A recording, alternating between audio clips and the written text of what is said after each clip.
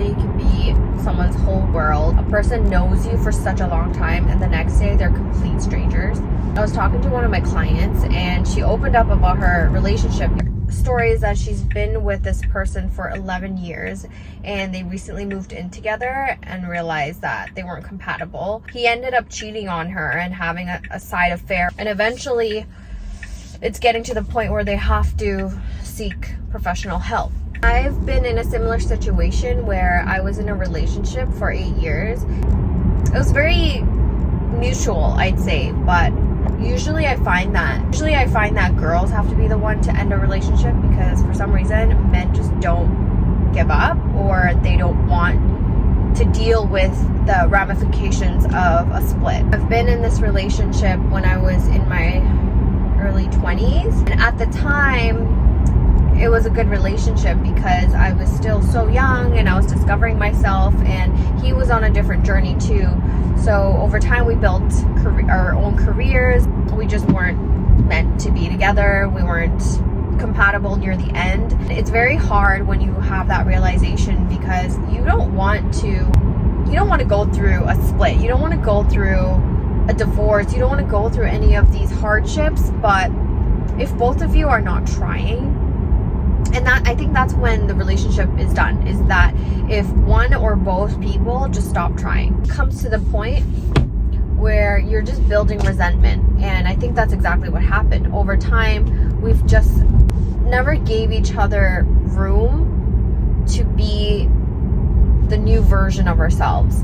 And if you've been with someone for that long and you guys haven't seen eye to eye for years, it's very hard to get back. It's okay. It's okay to let go. It's okay that you've grown apart, because that's very common, not with just relationships in a intimate setting, but with friendships as well. And we have to learn how to let go of people, although it's one of the hardest things to do. But in hindsight, I'm very happy I'm currently with someone else and we are engaged. So different, because if I didn't meet him now, I don't think I would have sustained a healthy relationship. I'm not saying that we're perfect in any way, but the stuff that I learned from my past and from my previous relationship, I want to be able to fix that and be a better version of myself. That's really what it is. You want to be able to learn from the past and not let the past be an anchor or an excuse for you to treat someone else worse later on. One thing's for sure, don't stay in a relationship that's holding you back.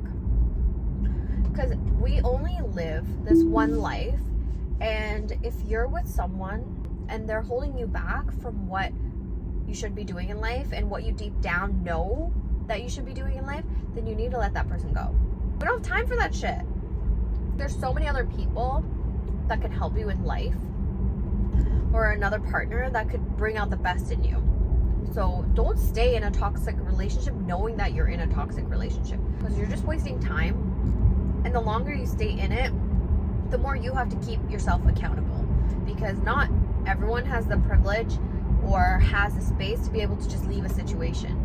Mind you, it's very different once you have kids and once you're married. This is why you have to do the work now and do the self-growing thing now, because when you're in those sticky situations, doesn't mean you can't leave it, but it does get a little more complicated. And I know so many people that have left relationships that are over 5-10 years. You think that you're not going to find someone better, but you'll never know unless you give this one up.